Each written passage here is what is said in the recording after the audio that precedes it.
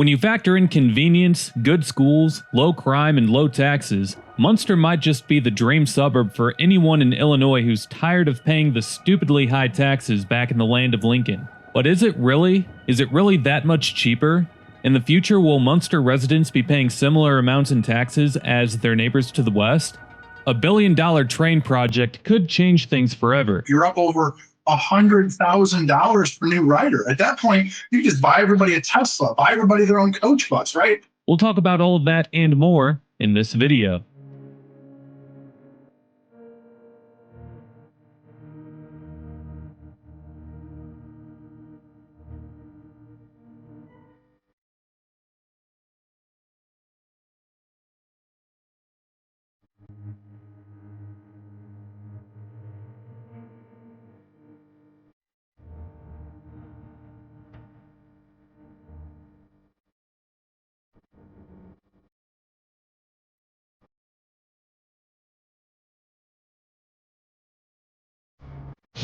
Munster is about a 34-minute drive south of the Chicago Loop.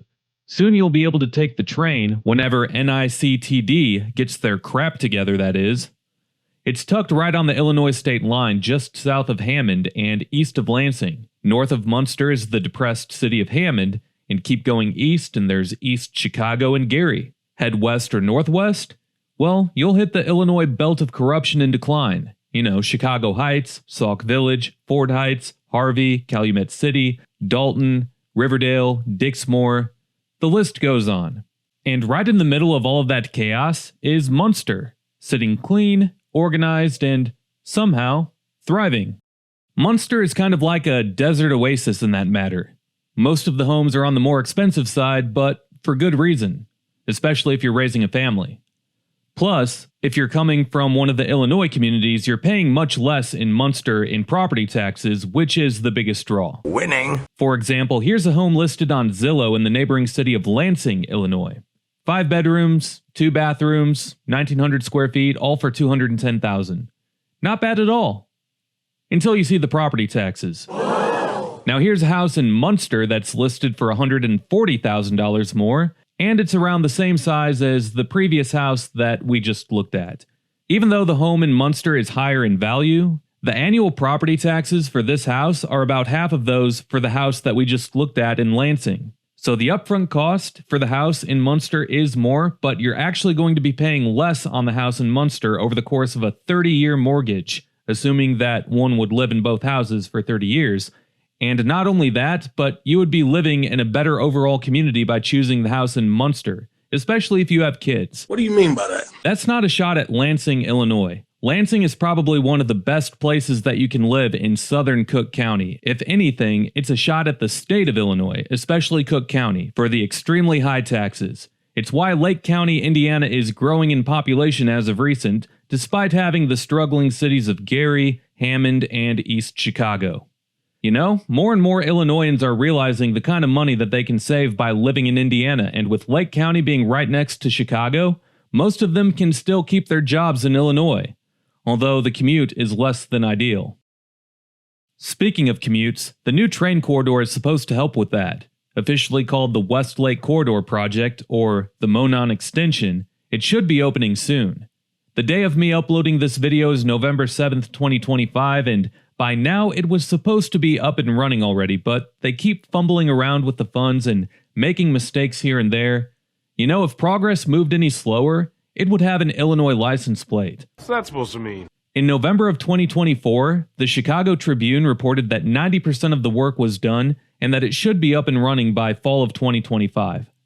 Well, hey, guess what? It's fall of 2025 and it's still not running. The train is technically an extension of the South Shore Line and will connect to the main South Shore Line in Hammond.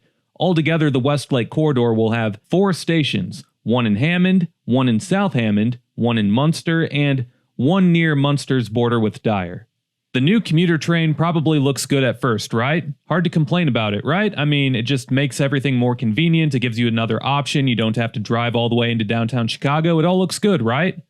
Well, there's a lot more to it. For more on that, I reached out to WJOB AM 1230 radio host Chuck Pullen, aka I Have a Bone to Pick with the new train and how it's being funded insider who knows way more about this than I do. What up, Chuck Pullen? Back in the early 90s, there was these discussions about, we should extend the South Shore. So the South Shore runs, it's one of the last of the interurbans. It runs from South Bend, Michigan City to Chicago. It's an interurban line that runs between these three communities. It's based on the old model of interurbans, which for the most part has gone away. And so at this point, there's always been these discussions as people were moving away from those cities of, say, Hammond, Gary, Chicago. As everybody moved south to places like Munster, Dyer, St. John, they said, why don't we find a way to run the West Lake through there? Or there was originally Amtrak used to have a Valparaiso line that they ran every day. So that was it's always been sort of on the docket, this idea of extending the West Lake, going here, going there. The serious discussions about this go back for about 10 years now. This isn't necessarily a discussion about whether you like public transit or whether people always say, well, you're the guy who hates trains. It's like, no, I hate these government boondoggle projects. It just so happens this time it's about a train. This idea that we've had this 10-year-long project, I was literally there at the very first meetings, I want to say like in 2016, 2015, something like that. So they had these meetings. They originally pitched this as a $500 million project, 8 miles of track on an existing right-of-way. So you have an abandoned railroad. You're literally we've got 8 miles of track. We're just going to rebuild it and run trains. Sounds easy enough, right? So as this project progressed, it got bigger. It's sort of like we call it like project creep. So it went from just replacing 8 miles of track to now there's all these viaducts and crossovers and all these extra things. So this project has crept from $500 million to now $1 billion in the course of the project. And again, this is 10 years of engineering studies and, consultants and all these different things. FEI, I learned all these terms, the FEIS, the BEIS, all these environmental impact studies, all these, they had to apply for, different grants, FRA grants, SIG grants, all these crazy grants, FRA stuff. And so this whole process has sort of been just a microcosm of sort of why we can't get stuff done. So for us growing up here, living here, this is just another one of those projects where they make these big promises. It takes forever, and then they never really, nothing ever, they always call them, I always joke, they call them, everything's a transformational project, but then when it's done, the only thing that's transformed is my wallet or my taxes, right? So the project's been about 10 years in the making. Like I said, it's just sort of been this project creep. What should have been a simple process of replacing 8 miles has become, there's all these viaducts, all these crossovers. They moved a station. They ended up, all told, they're putting a station nearly every half mile, which again, it's hard to run a train when you have to start and stop every couple blocks. So everything about this project has just sort of been, again, sort of that project creep of now it's gone from what could have been a good idea 20 years ago to now it's just sort of a project that I don't think is going to have the benefits that they're promising us. So you said it costs $1 billion now. I did see that in a lot of the reports that it costs that much. I saw that about a third of that was being paid for by federal grants. Right. Are the local taxpayers of Lake County, Indiana, paying for that? Oh, so we're really lucky. We actually get to pay for it 3 times over here in Lake County. So there's, again, I call this the voodoo economics of these projects. Our former congressman knew he's been an advocate for this project from the 90s. He knew, you can go back to the 90s and you see these articles where he said, the thing about government funds, about federal dollars, is you need local matching, right? And he said, he's gone on record and even on the radio with me, he said, we knew that we couldn't put this as a referendum. People ask him, just do a referendum and see if the people want it. Government, democracy in action, do a referendum. He said, no, we didn't want to do that because we knew you'd vote against it. That should have been our first red flag of when your congressman has to go backdoor to get something done because he knew the people didn't want it. That should have been your first clue that there was something wrong. What ended up happening was, again, in the 90s, we got the casinos. So again, there's this whole complicated formula about how the casino revenue is distributed, local, state, county, all these things. And then we have these different pools. So a lot of the casino revenue goes into a pool for economic development, for regional development. There's all these different quasi-government agencies, RDA, NERPC, all these little, different organizations. And so the money ends up going into this pool for regional development. So it's supposed to go for, again, there's an economic pool, there's a development pool, there's all these pools. What our congressman did was he went to the communities, and I always joke, this guy was my congressman since I was in diapers. I never saw him in person until he was asking for money. So he went to the communities. He said, look, I need a portion of your economic development money. So we were passing, for instance, there's a whole nother story about our local option income tax. We were one of the last counties in Indiana to get one, even though we had 4 casinos. So the argument was, why do you have both 4 casinos and a local option income tax? We should have one or the other. Why are the casino revenues not covering our expenses as a county? So we have the casinos. We had 4 casinos at that time. And then they pitched this idea of a local option income tax. Of course, it was for the children and for the firefighters and for the 911 system, all these things, all these great things for public safety that they're going to do. And then as soon as that was approved, our congressman shows up to all of the communities and goes, hey, there's this new pool of money. And this was always the thing is when you create a new pool of money, when you create a new tax, now you have a new pool of money and you can decide how to distribute it. So that new pool of money from the local option income tax was going to the communities, and each community, he went to them and said, I only need a third of, it's like a third of a third, a third of a half, whatever the numbers were. I need some of your economic development money. So we had, again, all those things that you know about TIF and TOD and all those acronyms. So basically we had this system where the majority of the funds are coming from the local option income tax, which again was meant for local development, economic development, things like that. And then we also, one of the other things that worries me about this project is it's using future casino revenue. So essentially they created a bond using future casino revenue. And as you already know, everybody's building casinos. Chicago's building casinos, all of our neighbors, Chicago, Illinois, they finally figured it out. They started building casinos, like in every community in Illinois to keep, all of that was just free money that was coming for decades from Chicago to Indiana. It was just free money coming into Indiana from Chicago. They finally realized, let's turn that spigot off. Let's start building our own casinos. So that's one of my big concerns is we have this $1 billion project funded on the back of future casino revenue that isn't guaranteed. So it's sort of this house of cards of what happens if the casino revenue dries up? We're still on the hook for that money. And then there's all these things. There's the state put in money, but it was a loan. So we have this whole thing. They created not just a regular TIF district, they created a super TIF district, what's the acronym on that? A STIF district. So they created STIF districts for the train so that basically it's a recapture. You know a little bit about TIFs, I'm sure. This is a super TIF in the sense that it's not just property taxes, it's also sales taxes and income taxes, basically every tax that's generated in this district around the new stations and the existing stations. So basically you put a new train station in, you have this half-mile radius around it. All of the revenue that gets generated in theory by the train, but any other revenue in the community in that STIF district goes back to the state. So again, all of this revenue, this is again, whether you agree with the idea of public transit or you think it's a worthwhile expenditure, it's meant to lose money, whatever, the idea is you've created this house of cards of future funding revenue, recapturing. Even the idea of, let's say the train is successful in a community, and now the community is growing, and what happens when your community grows? You have new expenses. You have to hire more firemen. You have to hire more police. You have all these expenses when your community grows, but what's the problem? All of that revenue from growing your community is going where? It's going into the SIF district. So that was one of the arguments was imagine a town like Munster.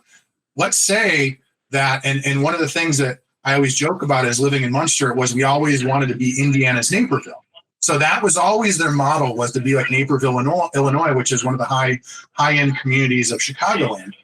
And so let's say that this train was successful.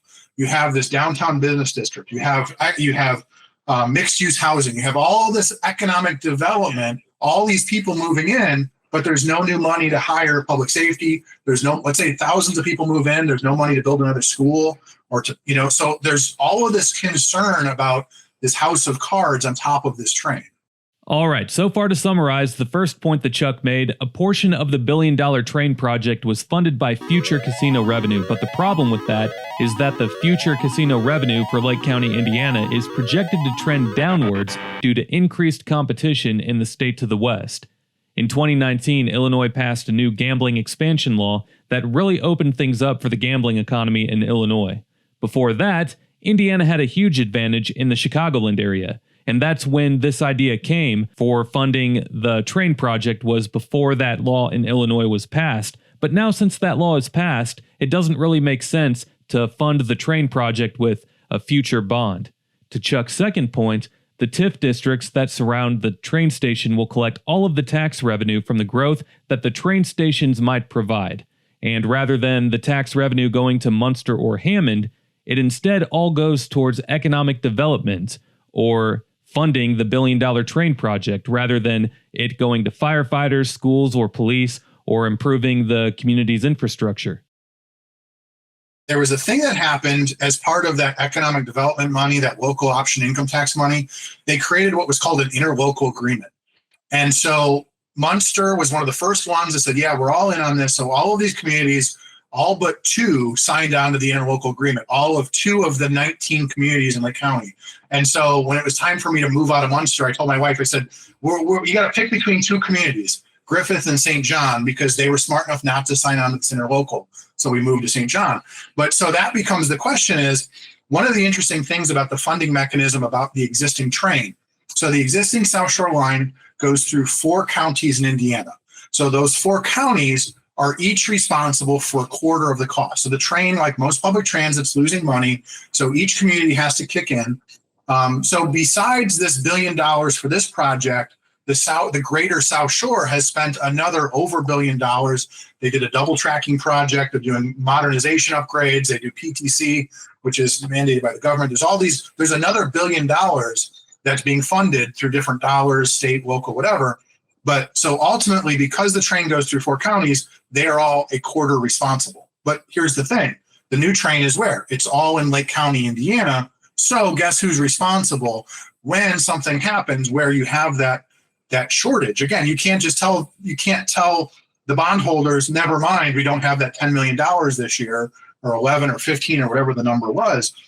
So what will ultimately happen is, if the casino revenue doesn't fully fund this project, they're going to come to our county and say, good news, you're on the hook for this $15 million bond. You're on the hook if the train is losing money, which they all do. So the train's losing money, guess who's on the hook? Lake County. So again, that's one of the things that has never been fully discussed by people other than me, is this idea that this project, again, house of cards, that could very well cost us a lot of money. Think about how much the world has changed since 1992. Think about, in the early 90s, what had to happen. People still got on trains, went downtown every day. They went to the trading pits in Chicago. They had secretarial pools. They had people used to go downtown. They used to go to the Magnificent Mile, and they used to work in the big buildings downtown. What has happened since then? Even, like in their presentations, they would show pictures of the trading pits. I go, guys, there's nobody there anymore. It's a big empty building because everybody does. Again, this whole idea that you have all of these jobs, this idea of thousands of people converging on downtown Chicago, it's changed dramatically. Even look at COVID. The number of people, the main South Shore has not even recovered since COVID. This idea that people work remotely now. I'm somebody who commutes to Chicago. I've commuted downtown for 20 years. Since COVID, my days of commuting has basically been cut in half. Most people I know that ride the train, same idea. They're doing 2 or 3 days a week. So, right off the bat, coming out of COVID a few years ago, revenue was way down. Ridership was way down. One of the other interesting things about this Westlake is, because people like me would drive up to Hammond, and you've seen the Hammond area, the new Gateway Station, or East Chicago. People like me living in the South County would drive up north to Hammond or East Chicago. What's going to happen when they build these new stations and they finally start running the train? All it's doing is it's cannibalizing ridership. They predict that it's going to cannibalize half the ridership from the existing line. So are you really creating new riders? Are you creating new revenue? No, you're cannibalizing from your existing ridership. So when you really get into the nuts and bolts of this project, you're only really creating a couple thousand new riders. And again, that was pre-COVID numbers. So let's say you have 1,000 or 2,000 new riders and they're paying 2 or 3 days a week to go downtown. That's not even going to begin to cover your operating expenses, your bond payments. And that's the thing, is that the world has changed dramatically over the course of this project. And at no point did anybody say, guys, maybe we should rethink this. Maybe the fact that this project has doubled in cost and we have half as many riders, again, that becomes the main question that anybody should be asking, whether you're pro public transit or pro these big government projects, is what is the per ridership cost? I mean, we projected that you're up over $100,000 per new rider. At that point, you can just buy everybody a Tesla, buy everybody their own coach bus, right? I mean, that becomes the question, is how much should government subsidize a person to use that public transit? So people in the region are always asking, why don't we have buses? Why don't we have, vans for elderly? Like a regional bus system. So imagine this. Guess where all of that money is going for the next 30 years? All of that money that could be used to make sure little old ladies can get to the store and to the doctor. What up, little old ladies trying to get to the store? That whole pool of money for 30 years is going to this train. So now they're going to have to create a new, because all of that RDA, all that development money, all of that regional money that could be going to a van pool system, a public-private partnership, a limited bus service, all of that money for 30 years, for the rest of my life, for a generation, is going into this train, into this one project. And if it doesn't work, guess what? We're still on the hook. We still got to pay the bills. And that's what's really frustrating, is this project has been a perfect example of, again, whether you agree with these things or not, the way that it was approached from the beginning, this idea that it just sort of everything has been how great this is going to be, from the local government to the local newspapers, all of these different organizations. Nobody has really said, guys, just like any decision you make, I always joke that I spend more time deciding on my last blender than this government did deciding whether to spend money on this train. Because again, this is a huge investment. It's a huge gamble. And nobody ever said, oh, by the way, this is a gamble. Oh, by the way, this pool of money for the rest of your life is going to this train, whether it works or not.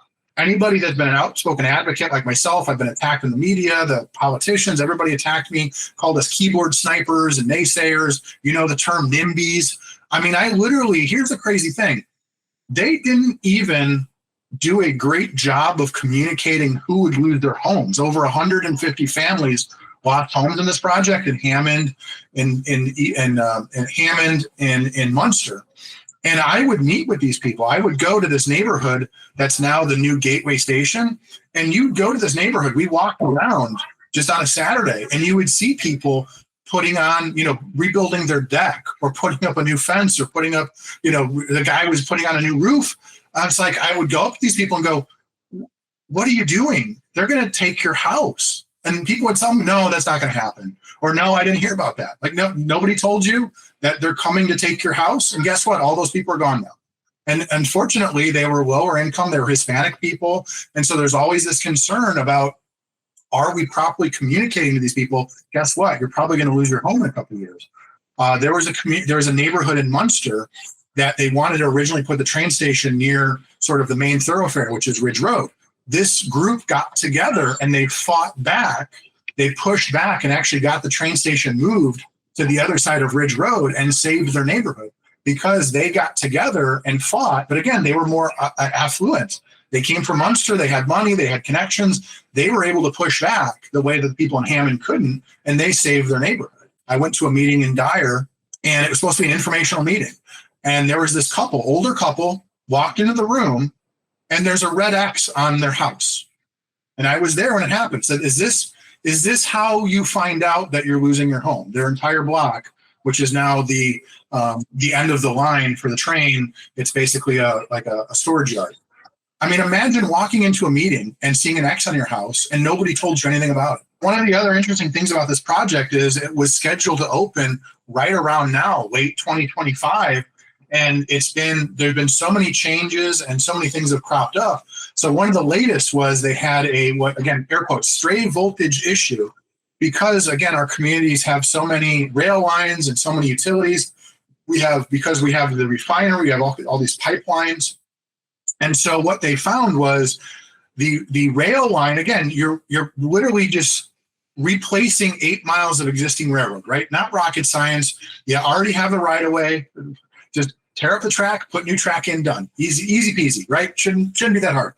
This project has just gotten ridiculously complicated. They had this over the summer, they started testing the line. They were that far done. They had the line basically done. They're testing trains.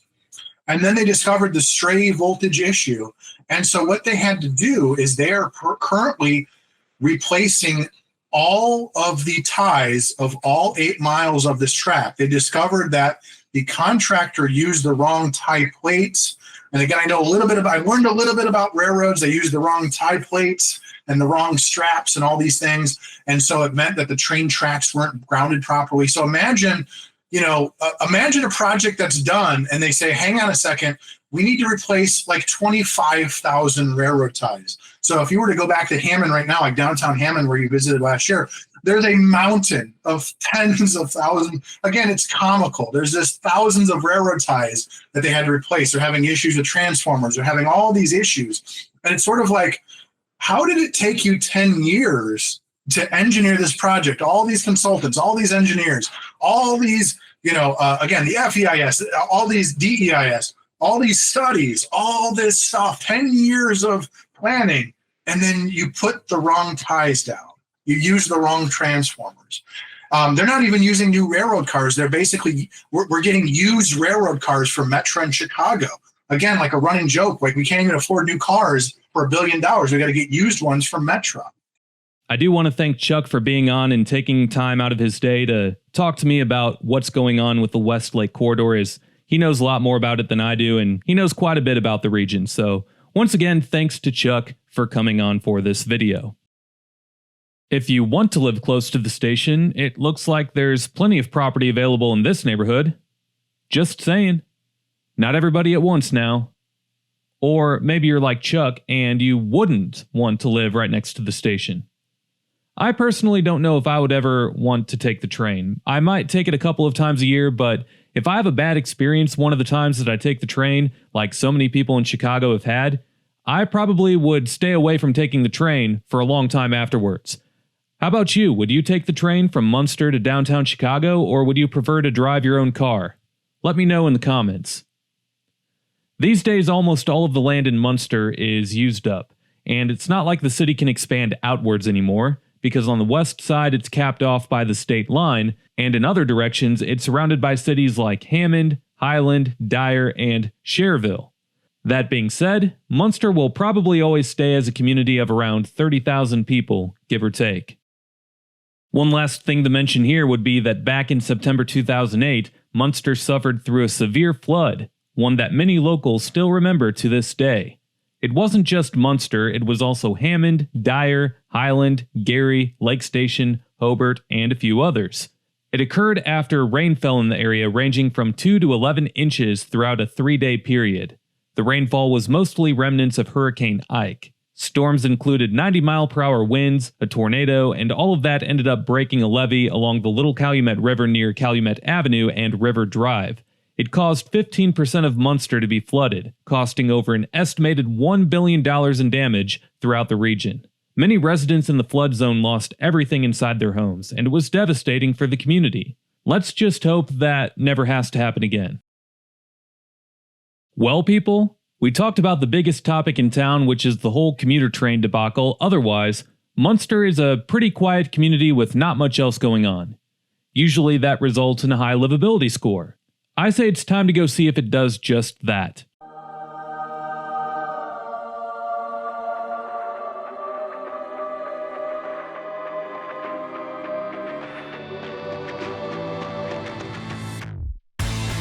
Education. According to U.S. News, Munster High School is the 9th best high school in all of Indiana. Not only that, but they rank it as the 24th best high school in all of the greater Chicago area. Which is saying something considering that that's a pool of over 9 million people. Students at Munster High School are highly proficient in all 3 main subjects. Education gets an 18 out of 20. Crime. Crime? What crime? The violent crime rate is 72 per 100,000 residents. The property crime rate is 993 per 100,000 residents. Both rates are well below the average rates for the state, region, and the nation as a whole. Crime gets a 19 out of 20. Downtown. Here's the biggest flaw of Munster in my eyes. I'm a big fan of downtown areas, and Munster doesn't really have one. The city's website claims that downtown Munster is along Ridge Road, but I drove all of Ridge Road, and nothing along Ridge Road had the look or feel of what a downtown should be.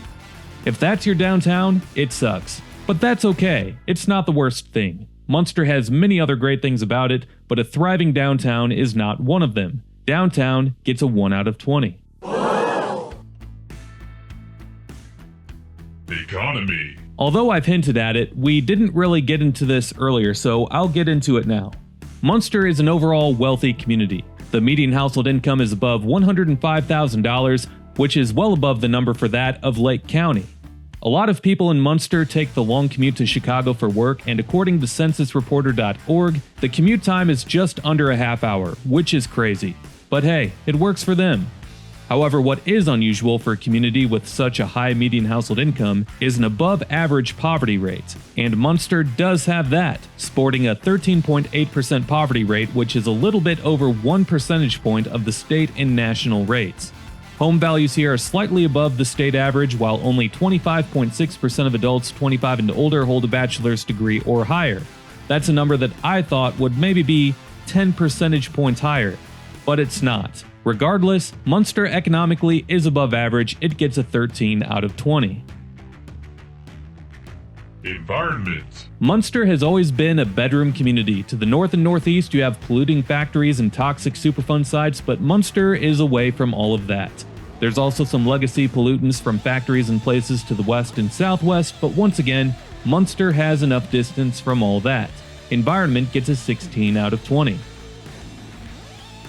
Parks and Rec. Munster has several rail trails, former railroad lines that have turned into pedestrian paths, and I'm always a fan of those. Rail trails provide nice walking paths where you can avoid being around all of the stupid people driving on the road.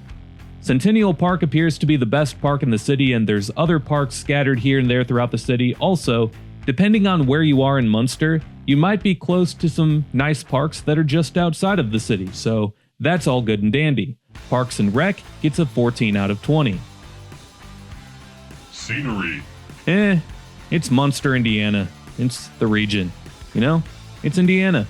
Indiana Dunes is around a half-hour drive away, and it's by far and away the most scenic part of northwestern Indiana. And Munster is more so a flat, filled-in suburban landscape with a patch of woods preserved in the middle and subdivisions that were developed decades ago, so at least the streets are lined with mature trees, but Munster isn't getting a Holiday Inn Grand Resort anytime soon, nor will it be featured on National Geographic. It gets a 5 out of 20. History. Munster started out as a fairly small community, and it didn't really grow until around 1950 when it had a population of 4,750. Since then, it's just been suburban sprawl, and that's okay because it's a great place to live if you're going to live in the region. There's just not much history to the place when you compare it to other cities that have been around for much longer. Munster just kind of grew with suburban sprawl. It's a bedroom community. History gets a 5 out of 20. Amenities. Just about everything in town is off of Calumet Avenue or Ridge Road. If you're a fellow Costco lover, you're about a half-hour drive away from the closest one. There is a fairly large shopping area along Indianapolis Boulevard on Highlands border with Cherville that is somewhat close by. Hammond also has a large shopping area not too far to the northeast, and Munster has its own Target, so at least you can avoid the cult following that Walmart has, aka the Mountain Dew Drinkin' Hilljack Brigade. So that's always nice. Amenities gets a 9 out of 20. Cost of living. Munster is a little bit pricey, probably because of the convenience factor driving up the demand. It's closer to Chicago than the other nice communities in Lake County. There are some affordable homes for today's market standards that you can find here and there throughout town, but there's also a lot of homes being listed for $500,000. Affordable homes can be found in Munster, but they're limited. Cost of living gets a 17 out of 20. All in all, the Chris Livability Score for Munster, Indiana is 117 out of 200, putting it towards the top out of all of the places that I've done this for in Indiana so far.